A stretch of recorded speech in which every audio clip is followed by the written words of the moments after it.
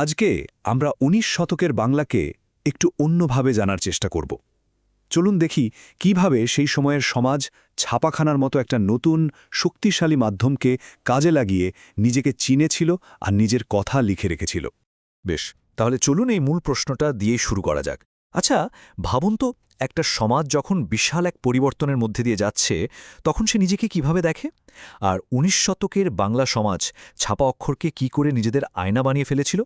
তো এই পুরো যুগটাকে আমরা কয়েকটা ধাপে বোঝার চেষ্টা করব। প্রথমে দেখব বাংলার নবজাগরণের প্রেক্ষাপটটা ঠিক কী ছিল। তারপর ছাপা সংস্কৃতি যে তিনটে মূল দিক, মানে সাময়িকপত্র, সংবাদপত্র আর সাহিত্য, সেগুলো এক এক করে দেখব। আর শেষে এই সব কিছুর মিলিত প্রভাবটা কতটা শক্তিশালী ছিল তা নিয়ে কথা বলব। গল্পটা শুরু হচ্ছে ১৯ শতকে, এমন একটা সময়ে যখন বাংলা এক বিশাল সামাজিক আর সাংস্কৃতিক পরিবর্তনের মধ্যে দিয়ে যাচ্ছে। আর এই সময়টাকেই কিন্তু বাংলার ইতিহাসে বলা হয় নবজাগরণ বা রেনেসাঁস। বলা যেতে পারে এক্কেবারে এক নতুন যুগের শুরু। আসলে এই যে সাংস্কৃতিক আর বুদ্ধিবৃত্তিক জাগরণ, এটাই কিন্তু ছাপাখানার জগতে একটা বিস্ফোরণের জন্য একেবারে পারফেক্ট একটা পরিবেশ তৈরি করে দিয়েছিল। নতুন নতুন সব আইডিয়া, সমাজের বিভিন্ন ভাবনা চিন্তা, এই সব কিছু ছড়িয়ে দেওয়ার প্রধান মাধ্যম হয়ে উঠেছিল কিন্তু এই ছাপার অক্ষর। তো চলুন সমাজের সেই আয়নার প্রথম দিকটা দেখা যাক, মানে সাময়িক পত্র। এগুলো ছিল বলতে পারেন সেই সময়ের বুদ্ধিবৃত্তিক আলোচনার একেবারে কেন্দ্রবিন্দু। প্রথম দিকের যে প্রকাশনাগুলো, যেমন ধরুন হিকির বেঙ্গল গেজেট বা মাসম্যানের দিগদর্শন, এগুলো তো রীতিমতো যুগান্তকারী ছিল। কারণটা কি? কারণ এগুলো শুধু খবর দিত না, বরং সমাজের আর অর্থনীতির নানা বিষয় নিয়ে সাধারণ মানুষের মধ্যে আলোচনার একটা নতুন দিগন্ত খুলে দিয়েছিল।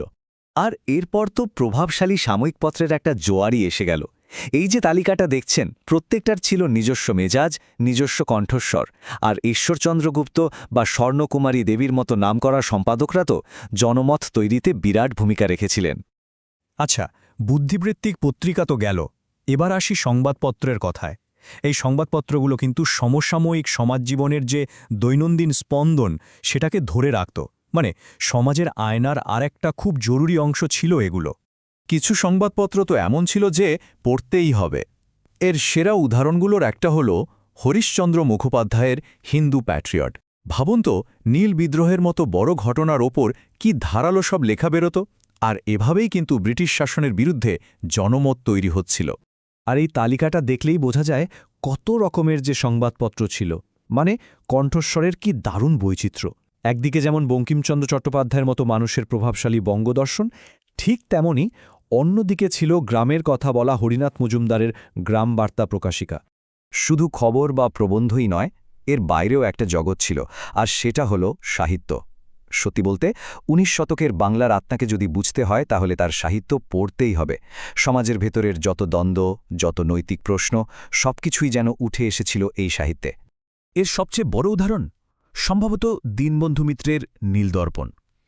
এই একটা নাটক নীল চাষিদের ওপর যে কি ভয়ঙ্কর অত্যাচার হতো, তার ছবিটা এমনভাবে তুলে ধরেছিল যে গোটা সমাজ যেন কেঁপে উঠেছিল। শুধু তাই নয়, একদিকে যেমন ছিল হুতম প্যাঁচার নকশার মতো শানিত ব্যঙ্গ, তেমনি অন্যদিকে ছিল বঙ্কিমচন্দ্র চট্টোপাধ্যায়ের ঐতিহাসিক আর সামাজিক উপন্যাস। মানে সাহিত্য যেন সমসাময়িক ঘটনাগুলোকে ফুটিয়ে তোলার জন্য একটা জীবন্ত ক্যানভাস হয়ে উঠেছিল।